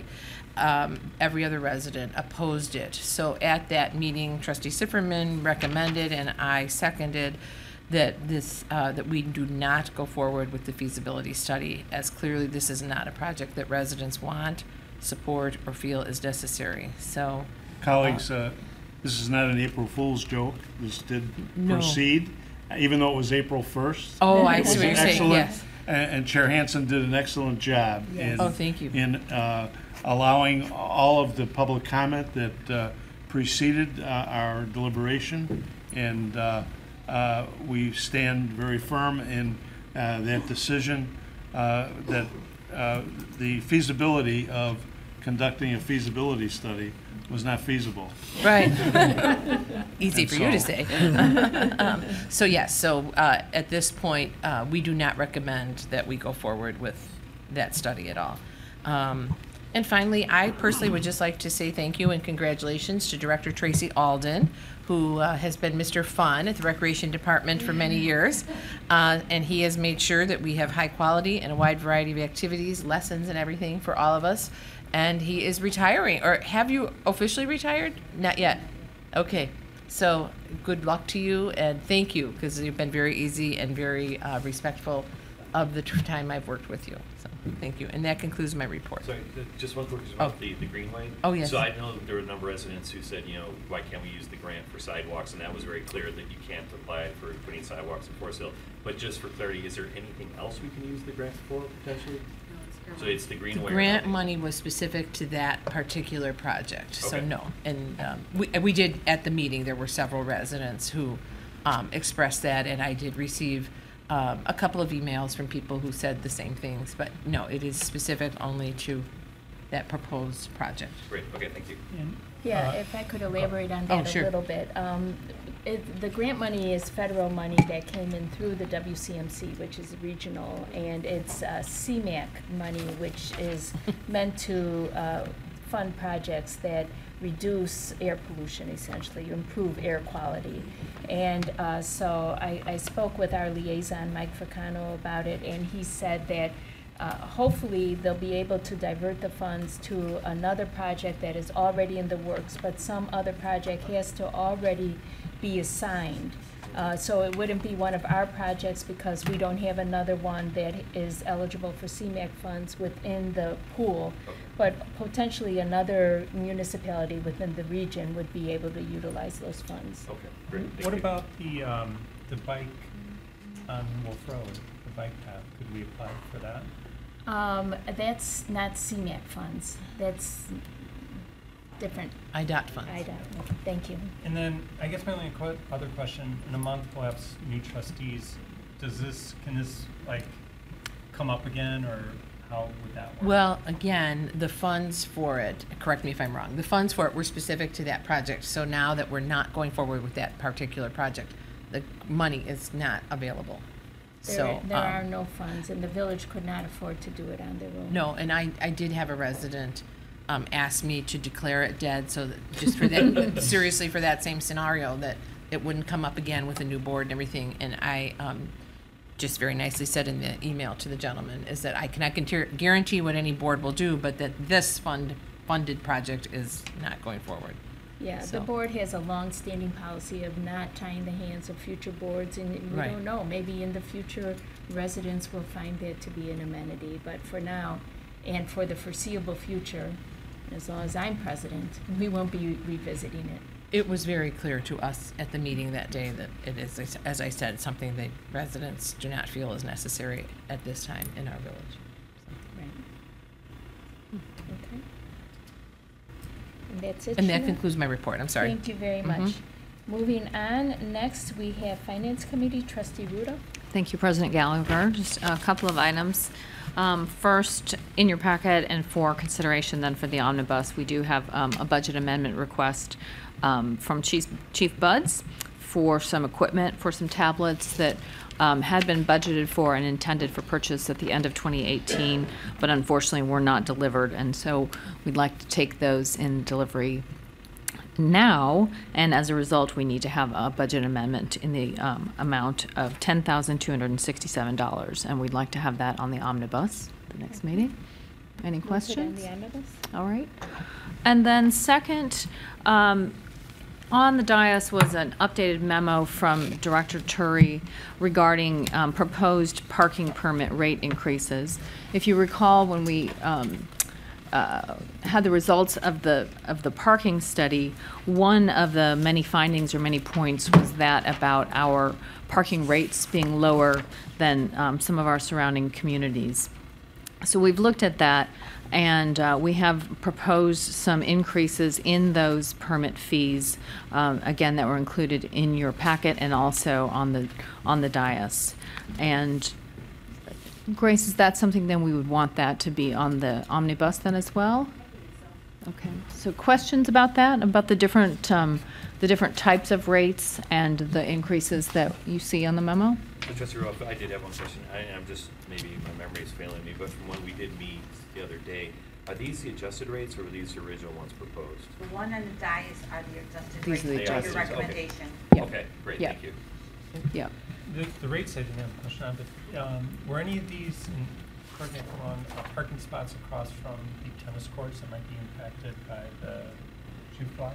Oh, they will be impacted. Yes. What would happen in that case? Would we give We a are- prorated refund, or We are, how would that work? well, we're hoping to once we get past the July sale permits, we may have to shorten the time period that we sell them. So instead of 6 months, we may go to a 3-month cycle so that we can coincide when the supply starts. And then once we lose those spaces, we're going to either have to put them somewhere else or just not sell them. So that's waiting to be determined as to where we can find about 72 spaces.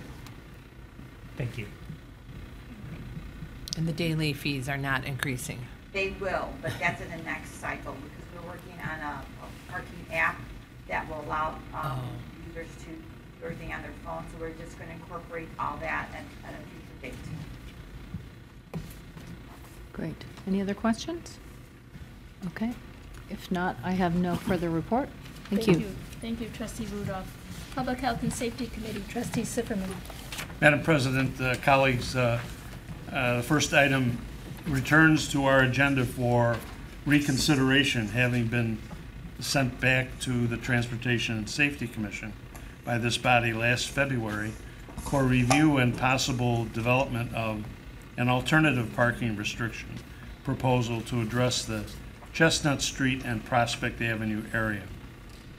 The Transportation and Safety Commission met on 3/19 and solicited additional testimony from several residents in attendance before arriving at its decision to adjust its initial all-time no parking restriction on the north side of Chestnut to a limited no parking restriction confined to 8 a.m. to 5 p.m.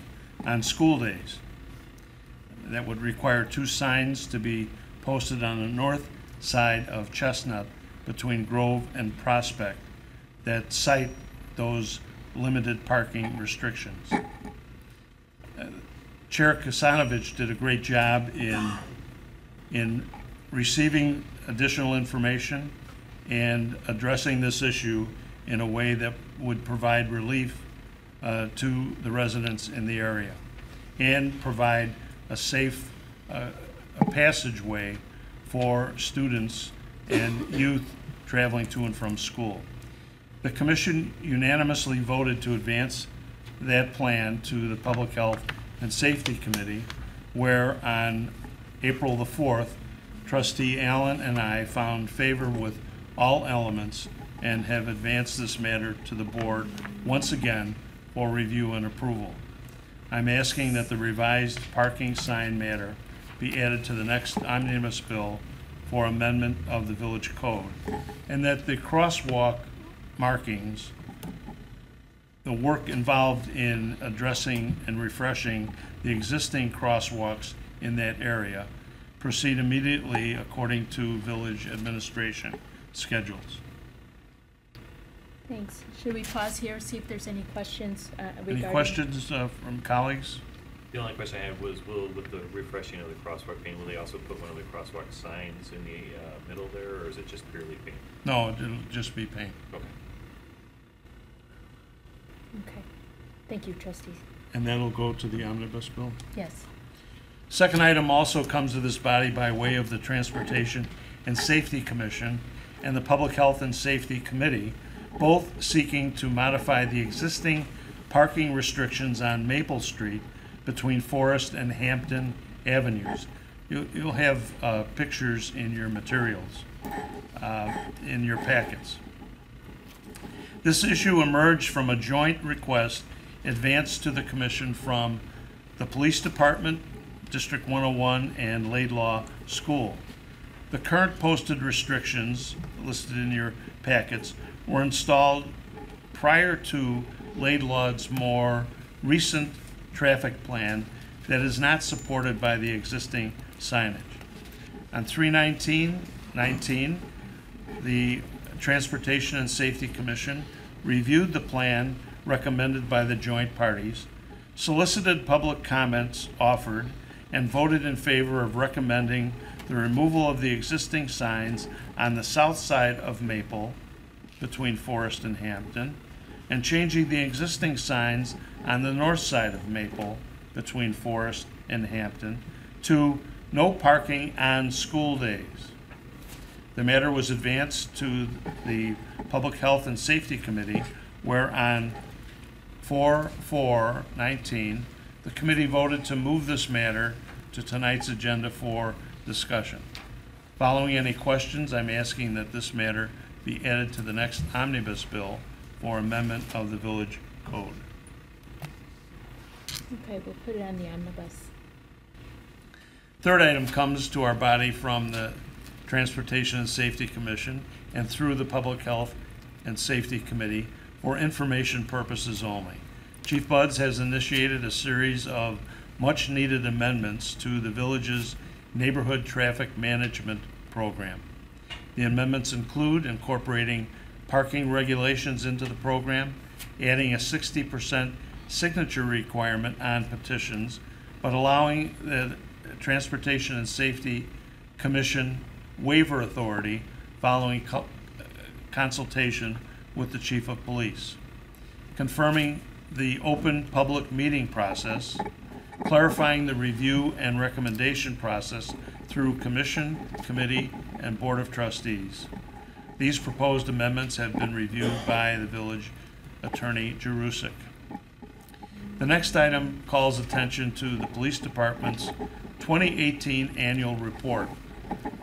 This high-quality graphic is included in your meeting packet, and an electronic version has already been posted on the Village website. It's a wonderful read. Once again, based on Chief Buds' intentional direction, this collaborative effort involving personnel across the department produced the most comprehensive and informative document that chronicles all facets of the department's services, operations, community outreach efforts, and crime data for 2018. Chief Buds' opening letter cites a 6.8 decrease in the total number of service calls in 2018, while reports of thefts increased by 58% and burglaries increased over 62% in 2018. A 66+% decrease in reported violent crimes was also noted. Every item featured in the report is an accurate portrayal of the department's vision and mission. Congratulations go to Chief Buds for overseeing and the preparation of this document. Chief, do you have anything to add? Just a few words. Thank you for that accolade, but the accolade truly goes to my outstanding staff, skilled staff, support staff, and the residents and all our other partners that we have. None of it's possible without them. It truly is a privilege to serve this community, to serve this board, and I'm already looking forward to bigger and better things in 2019. Thank you. Thanks, Chief. The next item submitted by Deputy Chief Albrecht calls our attention once again to the National Distracted Driver Awareness to be celebrated in Illinois, April 21st through April 27th by the Governor's Declaration, all at the request of the Illinois Association of Chiefs of Police. 37,000 people were killed on U.S. roadways in vehicle crashes involving distracted drivers in 2016. Texting while driving is especially problematic for 16 to 24-year-old drivers. Last year, the department issued nearly 500 electronic communication violation citations and will be increasing its public education and enforcement efforts during Distracted Driving Awareness Week. Next item was a discussion of the fire department promotions, but that's already has been addressed earlier in our meeting. There are two other items. The first item is the Brookfield Zoo is sponsoring a Household Hazardous Waste Collection Day on Saturday, April 13th from 8 a.m. to 3 p.m. in the north parking lot of the zoo property. Free zoo admission is included in, free zoo parking is included in the in this exercise, not admission to the zoo, only free parking. And finally, the police department asked that we announce National Telecommunicator Week to be celebrated April 14th through the 20th that recognizes the importance of and the dedicated service provided by all emergency telecommunicators, particularly those affiliated with LTAC. Their keen ears and articulate voices transform every traumatic scenario into a rapid field response. Many view their work as akin to that of a guardian angel. Now, I'm not suggesting that we all call the communication center to wish them well. We don't want to flood the lines that during that week, but we should all recognize the importance this profession plays in our law enforcement services and our public health and safety services. That concludes my report. Can I just have a traffic or parking question? And thank you for all the work on that. That's a lot that was done in a short amount of time.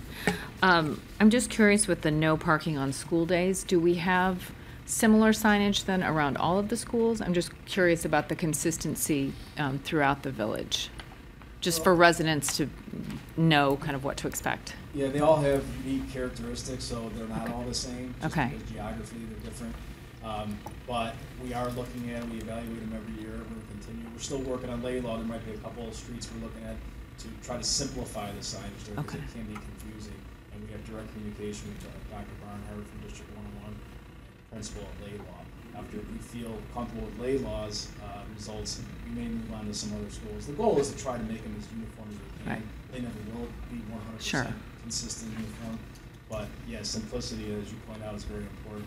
And the school does a wonderful job prior to school and even during the school year through their newsletters and their online materials reminding parents. And then at the beginning of the school year, you'll see police officers out on foot helping parents and also reminding them to put the phone down when they're driving around there. And our goal is not to, we discuss this at the committee meeting, is not to necessarily issue citations. It's the education part of it. That goes a long way. It's the most effective way. So I'm glad you pointed that out because it is a valid point.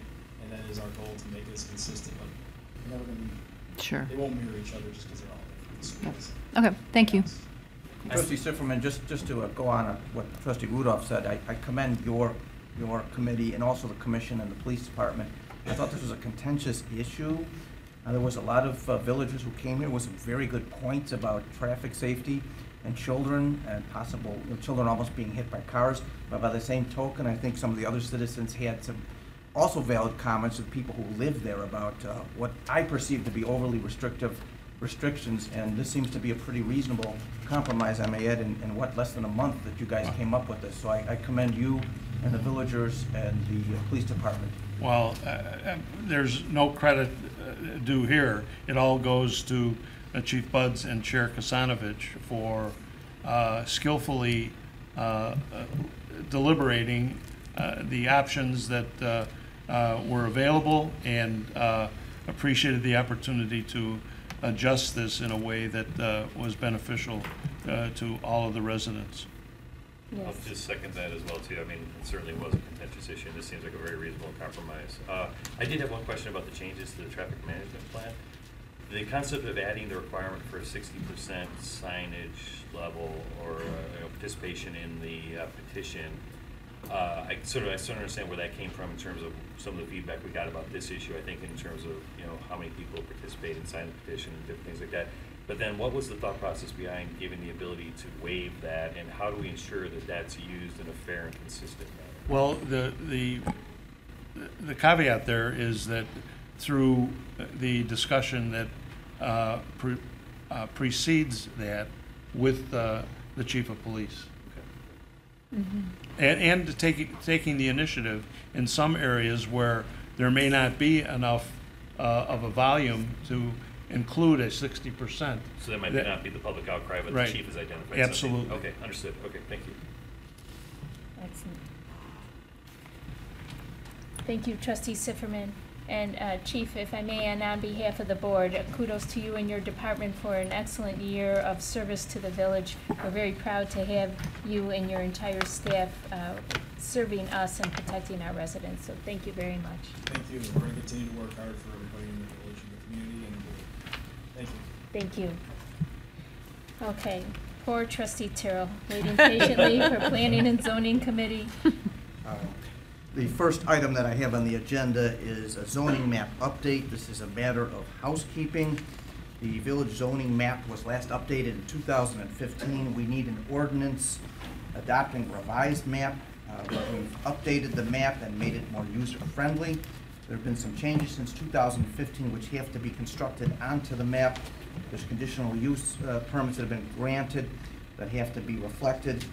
There is in your packet a draft ordinance approving the updated map, and the map itself was, where did we find it, Marty? Was it on the, it was on the I was on the OneDrive, not on the, my committee, and it's kind of interesting to look at that map. So those changes will be made, and we're going to have an ordinance adopting those changes, just as a matter of housekeeping.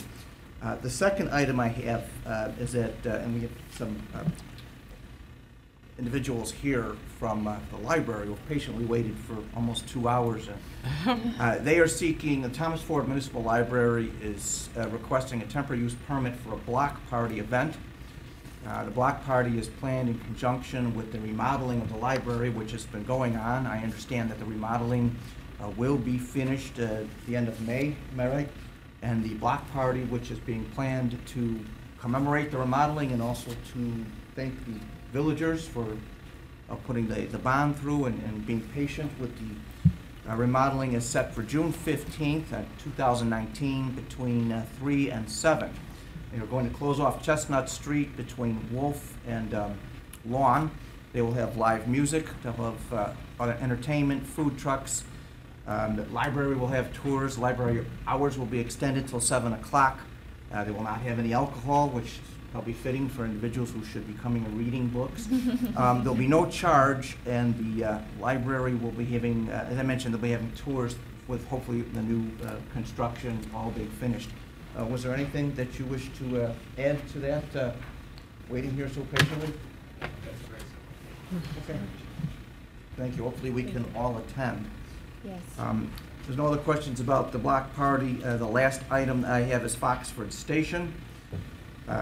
Foxford Station, if you may recall, they have streetscape design has to be provided by ordinance. Foxford Station requires, or the ordinance requires Foxford Station, the developer, to return to the board for certain approvals, in this case regarding the streetscape and landscape, both to the Wolf Road side and the Burlington side. The streetscape includes decorative streetlights, benches, pavers, trees, shrubs, litter receptacles, and other things of that nature. We just discussed that this evening, and there are two options. And Marty, did you want to go over a few of the topics that Sure. were covered on the two options? Yes, thank you. Can understand. Yes, thank you, Trustee Terrell.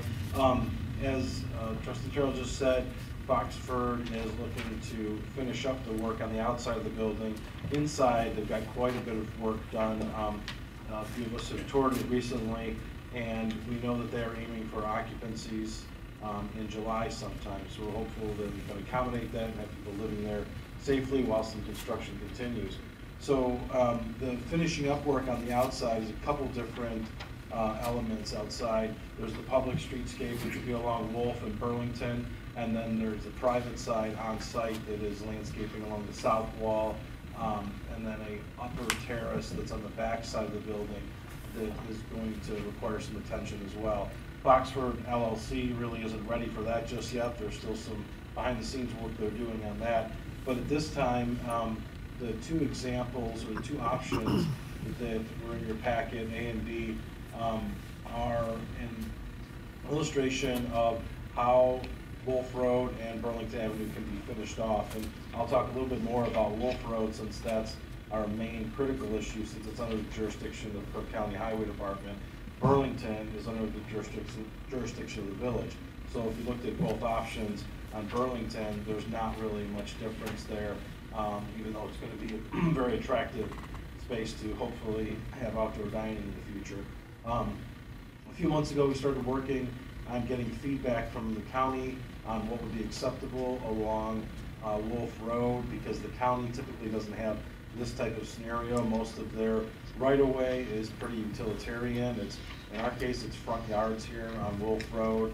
Other places, it's ditches and general parkway that gets mowed by a property owner nearby. Their focus is obviously on street signs, the pavement, infrastructure nearby, and making sure people can get around. So this is a much more aesthetically appealing version of that right-of-way. And so it took a little while, but we got some informal feedback that option A would be more acceptable to them than option B. They're not dramatically different. Option B pushes landscaping a little bit more towards the street. It's one of those things that we will likely see in other parts of the downtown, where there's a planter curb with some area for attractive plantings and some street trees that add to the ambiance downtown. And then on the hardscape side with pavers and concrete are similar to what we've done in 2 other places, or 3 other places really, with the recently approved finished platform, Lawn Avenue, which is still being finished up, and then some of the elements around the Tower Green. And so while it's an attractive option, we don't think it's as functional because it's along Wolf Road. It's going to get beat up by car exhaust as far as the plantings, salt from the county. And the other option, A, pulls that back against the building, which is an area that is a very long, expansive building. I think it's probably around 200 foot long, pulling the plantings up against the building while still having some street trees out at the edge. Will soften that quite a bit for people that are passing by and those that live there. There's some benches that are added along the wall that hopefully will be approved by the county as well, so people could sit and wait for a train or just watch the downtown as the day goes by. And all of this is really building off of the downtown refinement, streetscape refinement project that Randy Michalski from JJR Group, our Smith Group JJR, our landscape architect, worked on along with engineer Ziegler. So we had a guidebook for that work.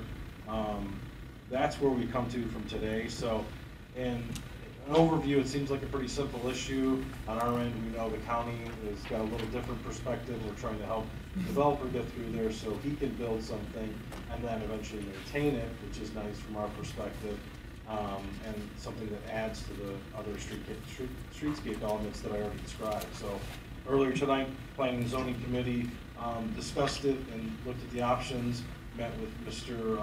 McFarland from Foxford LLC and heard a little bit more about it. I think it's safe to say the consensus was that our recommendation was accepted, that concept A is what we should move forward with. In the memo, I provide a lot of details. There's a little bit of flexibility needed because not only field changes might happen when these improvements go in, but other changes that the county may require, so there may be some differences. We don't think there'll be anything dramatically different, but this is our recommendation. We'll bring it forward here. And then Burlington Avenue, I was going to touch on briefly. Again, that's under our jurisdiction. The hope is that a restaurant would go into the first floor commercial space that's there.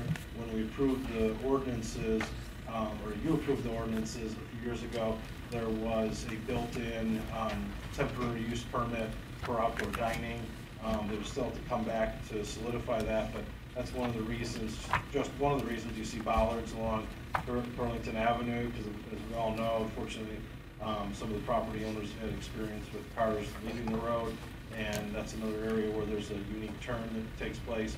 And then there's also the streetscape elements added there to beautify that area and to screen the ComEd utility box that had to go in there. So that we don't think should change much, and a goal would be for Attorney Jurisic to be able to draft an ordinance that revises one of the original ordinances to have you approve this so we can move forward with it and bring that back to you on the 22nd.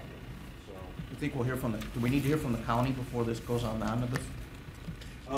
That we're going to find out between now and probably the 18th of them. We don't know just yet. So between Engineer Ziegler, our landscape architect, and the developer's engineer, we're all going to be working on that. The approval ordinance can have a condition or a caveat in there that the plans are going to be approved and that they'll be constructed substantially consistent with, what's shown on the plan, subject to Cook County making any adjustments or modifications, which they control the right-of-way.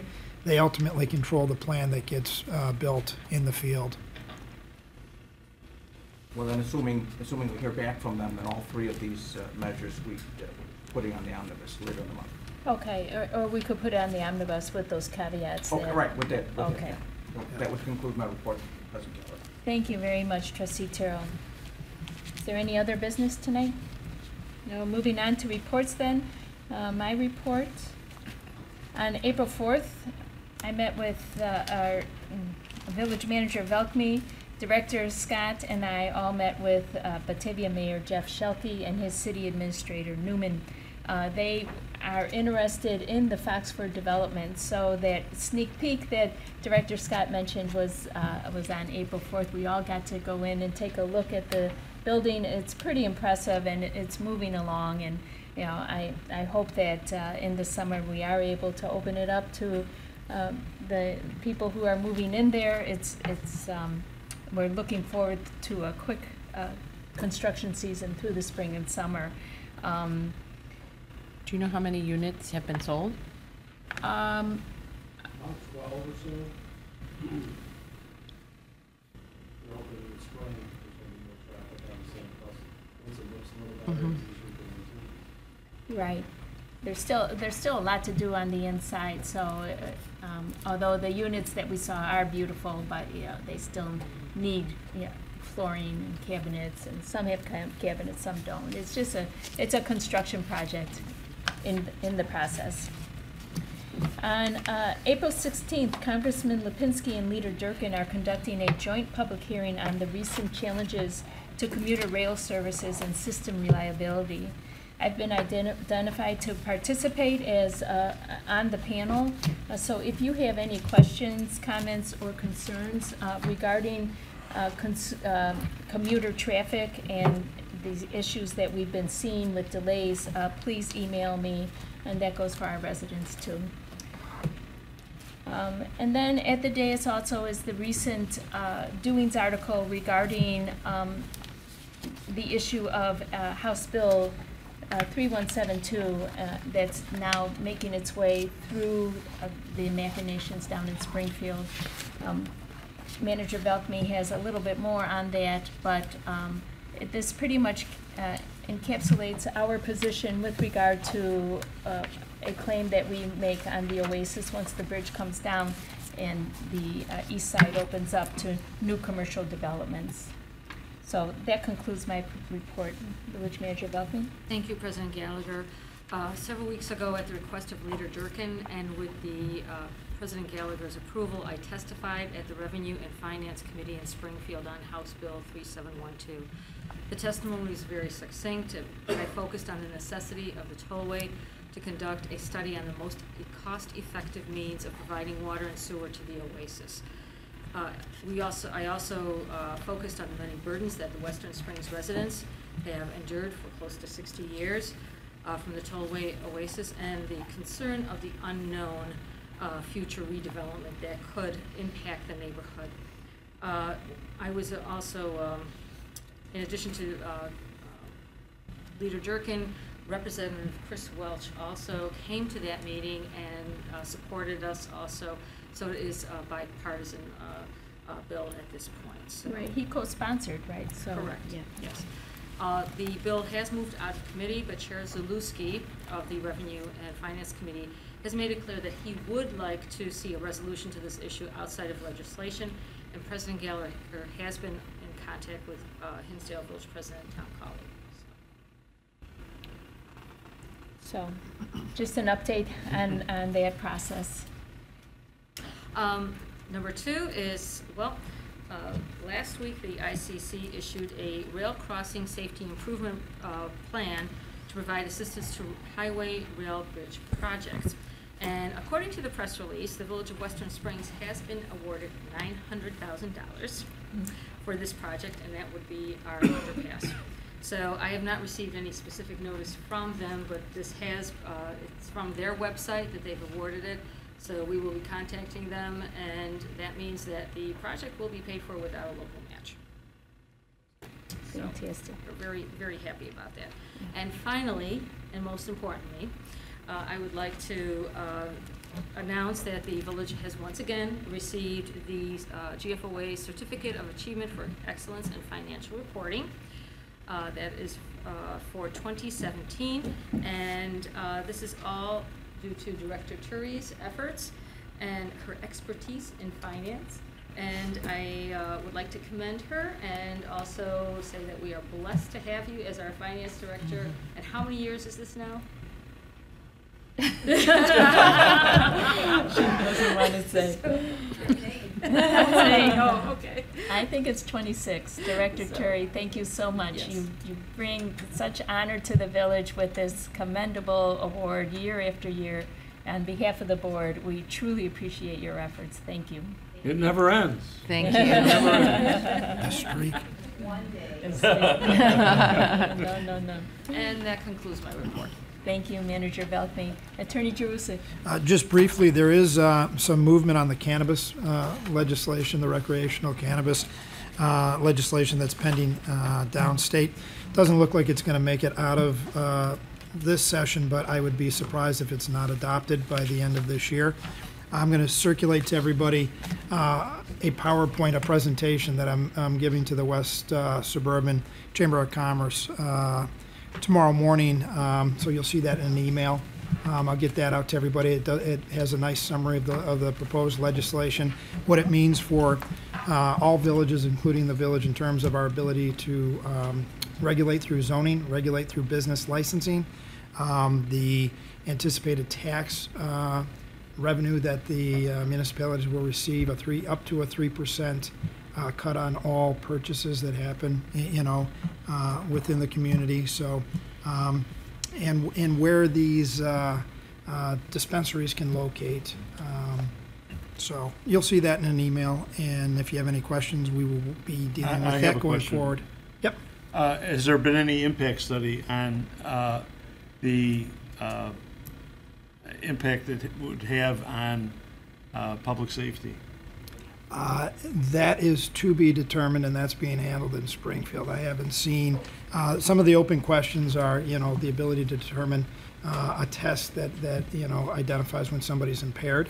And those are some of the challenges that other jurisdictions, Colorado, Canada in particular, jumped into this legislative pool, without some of those issues, I think, being vetted. And from what I read and from what I see from other municipal attorneys through an international municipal attorney association that I belong to,